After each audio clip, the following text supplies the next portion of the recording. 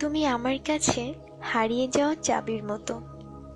হ্যাঁ, সেটা কিন্তু জাদুর চাবি। মনের ভেতরের দরজাটা তুমি নির্দয়ের মতো বন্ধ করে রেখেছ। খুব হাসতে ইচ্ছা করে। কি বোকা তুমি! অনেকটা সময়ের জন্য আমাকে হারালে। কেন যে অযথা হারাচ্ছ বুঝি না বাবা। তুমি তো ফিরে আসবে আবার জানি। আচ্ছা, তুমি যখন খাবার খেতে বসো তখন হাতের ডান পাশের চেয়ারটার দিকে কি তাকাও না? শুনে রাখো, চেয়ারটা কিন্তু আমারই, ঠিক আগের মতো। কাউকে বসতে দিও না। আচ্ছা, এখন আমার মতো কেউ তোমাকে শাসন করে? বকে, মারে না? আমি জানি একদিন তুমি ঠিক ফিরে আসবে। অনেক কিছু অনেক সময় মনে পড়ে যায়, ভালো লাগে না। প্রথম দিক যখন প্রেম করতাম তোমাকে বুঝতে দেইনি তোমাকে কত ভালোবাসি। তখন তুমি মিরপুর 1 নম্বরে আড়ঙের উপর 7/8 এর ফ্ল্যাটটি ভাড়া করে থাকতে।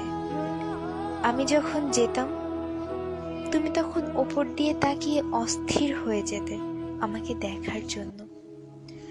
ভেবেছিলাম এই অস্থিরতা হয়তো একদিন থাকবে না, কিন্তু তুমি আমাকে ভুল প্রমাণ করে গেছো। দিন দিন মনে হতে লাগলো ভালোবাসা কি কমার জিনিস? এ তো শুধু বেড়েই চলে। প্রতিটা মুহূর্তে তোমাকে কাছ থেকে ভালোবাসার মানে বুঝেছি। তুমি আমাকে বুঝিয়েছো ভালোবাসাটা কি। ছোটবেলা থেকে নোংরা কিছু দেখতেই পারতাম না। তুমি যখন কোনো একটি কারণে খুব বমি করতে, তারপর যখন তোমাকে গোসল করিয়ে দিতাম, মাথায় পানি ঢেলে দিতাম, বিশ্বাস করো আমার অদ্ভুত শান্তি লাগত। যখন আমি রাগ করতাম তুমি ক্লান্ত হয়ে শক্ত করে জড়িয়ে ধরে বলতে, কোথায় যাব আমাকে রেখে? এগুলো আমার মায়া জন্মাতো তোমার জন্য। চোখের সামনে ছবির মতো ভাসে। আমি তোমার চোখে আমাকে হারানোর ভয় পেতে দেখেছি, একবার নয় অনেকবার। তা কি মিথ্যা হতে পারে? আমি বিশ্বাস করতে চাই না।